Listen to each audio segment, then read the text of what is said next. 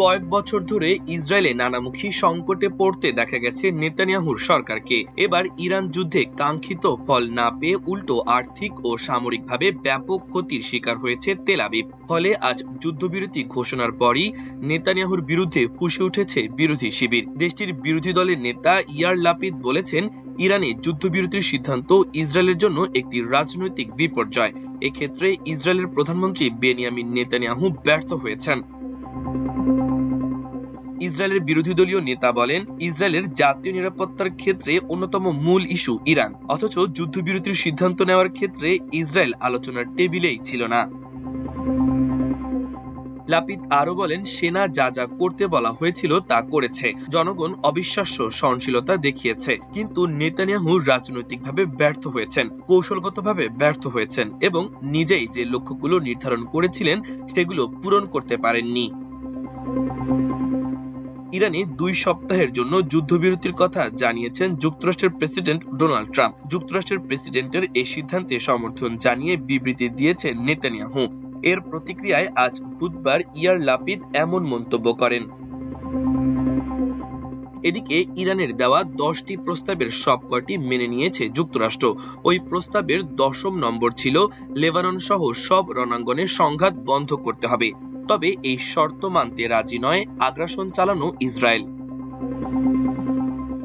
বুধবার দখলদার দেশটির প্রধানমন্ত্রীর কার্যালয় থেকে জানানো হয়েছে, ইরানের বিরুদ্ধে হামলা সাময়িকভাবে স্থগিত করার সিদ্ধান্তকে সমর্থন করেছে তেল আবিব। তবে এই 2 সপ্তাহের যুদ্ধবিরতি লেবাননের ক্ষেত্রে প্রযোজ্য হবে না, অর্থাৎ ইসরায়েল সেখানে অভিযান চালাতে পারে। অন্যদিকে নিজ দেশে চরম বিতর্কের মুখে পড়েছেন মার্কিন প্রেসিডেন্ট ডোনাল্ড ট্রাম্পও।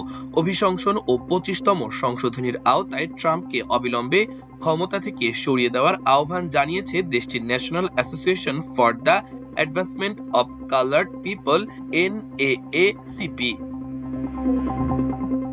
কৃষ্ণাঙ্গদের অধিকার আদায়ের ঐতিহ্যবাহী সংগঠনের প্রেসিডেন্ট ডেরিক জনসন জানিয়েছেন, প্রেসিডেন্ট ট্রাম্প অযোগ্য, অসুস্থ এবং উন্মাদ। তার বক্তব্য ও আচরণ কেবল উদ্বেগজনক নয়, বরং অত্যন্ত বিপজ্জনক। এছাড়াও সাবেক মার্কিন প্রেসিডেন্ট বারাক ওবামার সাবেক উপদেষ্টা বেন রোডস বলেছেন, মধ্যপ্রাচ্য বিষয়ে মার্কিন প্রেসিডেন্ট ডোনাল্ড ট্রাম্পের নীতি বিপর্যয়কর। সামাজিক মাধ্যম এক্সে দেওয়া পোস্টে রোডস বলেন, ইরানে সামরিক অভিযান চালানোর সিদ্ধান্ত সর্বোত্তম পরিস্থিতিতে একটি বিপর্যয়কর পরিস্থিতি তৈরি করেছে। তিনি আরো বলেন, ইরানের বিরুদ্ধে যুদ্ধ শুরু করার সিদ্ধান্তটি যুক্তরাষ্ট্রের ইতিহাসে একটি অত্যন্ত লজ্জাজনক অধ্যায়।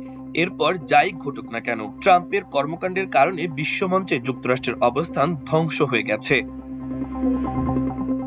তিনি ভবিষ্যৎবাণী করে বলেন, আরো বৈশ্বিক অর্থনৈতিক বিপর্যয় আসতে চলেছে। ট্রাম্পের সিদ্ধান্তগুলো রাশিয়ার প্রেসিডেন্ট ভ্লাদিমির পুতিনকে শক্তিশালী ও সমৃদ্ধ করেছে বলেও মন্তব্য করেন তিনি। মাল্টিমিডিয়া ডেস্ক, আমার দেশ।